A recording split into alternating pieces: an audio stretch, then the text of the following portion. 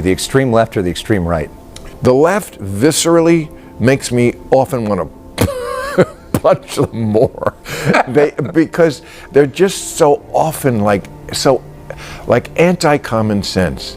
So they just insist on championing things that are really about them, but they have to feel like they're social justice warriors. You know, they have to. It's very important for them to feel like they're the good people, and by telling us that we're all bad, that's how they know their terms. Right. People want to voice their opposition to what's going on in any administration. They're not happy with this, they're not happy with that.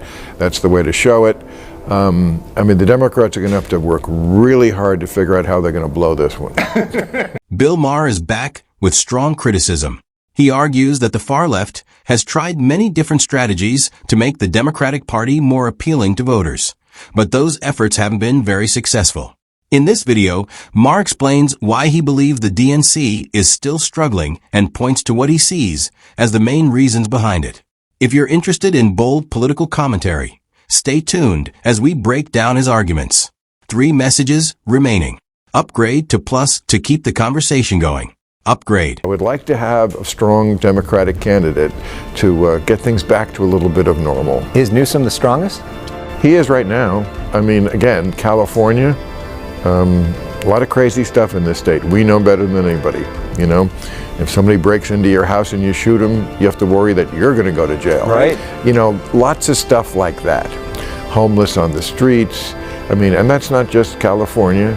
I've seen a number of people have died in New York, homeless on the street, because somehow they got it into their heads that the way to treat the homeless compassionately was not to get them off the streets. You know, us old school liberals, when we used to talk about this issue, the compassionate thing to do was to make sure they got off the streets, not to protect them in their pristine environment underneath a bridge.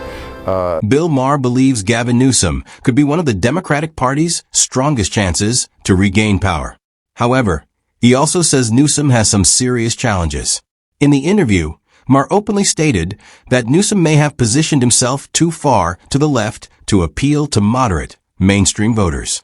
Maher suggested that if Newsom wants a real chance in the 2028 presidential race, he may need to move closer to the political center and rethink some of his more progressive policies.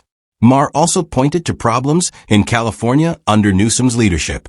He mentioned issues like homelessness and take a serious look at its direction and create more distance from the far left wing.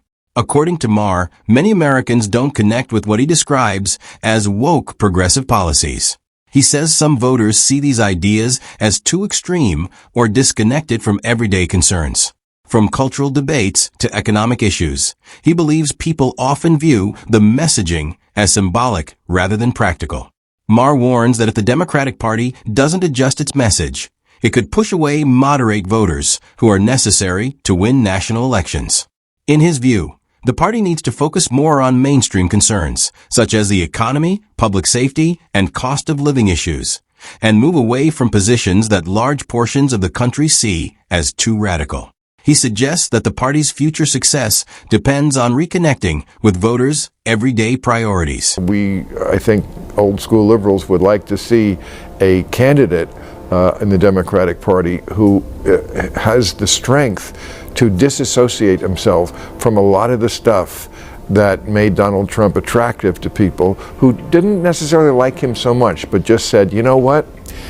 His brand of crazy, yeah, I'm going to go with that over their brand of crazy. Maher argues that Democrats currently have very little political power at the national level.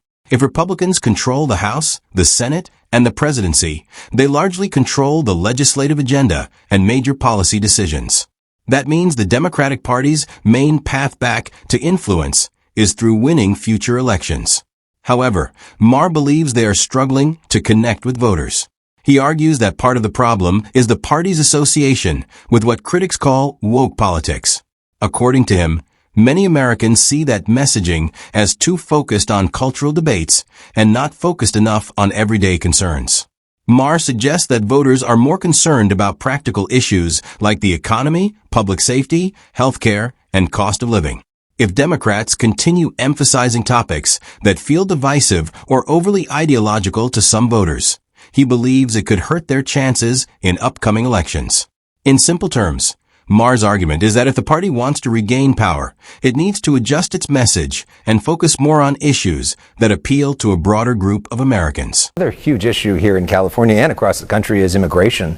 Now we're going to have a partial government shutdown over DHS funding. The Department of Homeland Security essentially not funded, at least part of it now, going forward for the foreseeable future. Is that the right fight for Democrats? And where do you think that should go? Well, I think ICE and the border people already have the money. Right. So no. So I would guess that's not a great way to do it. Yeah. Because it's not. They say that's the only leverage that they have.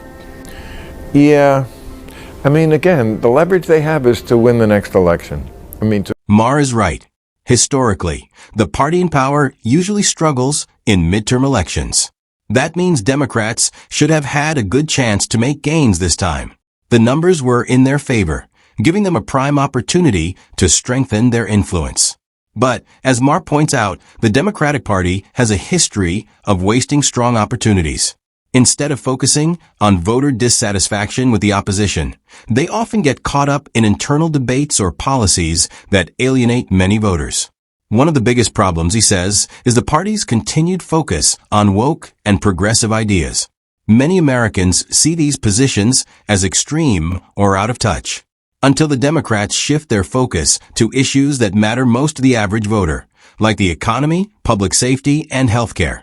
They risk turning a promising opportunity into another mischance. Maher, let's talk for a moment about your relationship with President Trump, which has been interesting over the years.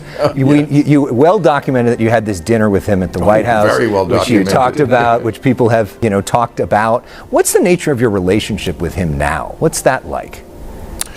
Well, okay. Well, first of all, the people who stopped watching my show because I had dinner with them are idiots, in my view. They just are. They're just Right. completely emotional because they're always asking the wrong question, which is like, oh, how dare you have dinner with Donald Trump? The question should always have been, what did I say after I had dinner with Donald Right. Trump? Now, if after I had dinner with Donald Trump, I came back to this show and was seduced by that dinner and stopped tearing him a new one every week, every time I thought he did something wrong, then you would have a case. Bill Maher didn't hold back when addressing critics who stopped watching his show just because he had dinner with Donald Trump. He said those viewers misunderstood his actual beliefs and principles. If you like this explanation, hit the like button and subscribe for more videos like this.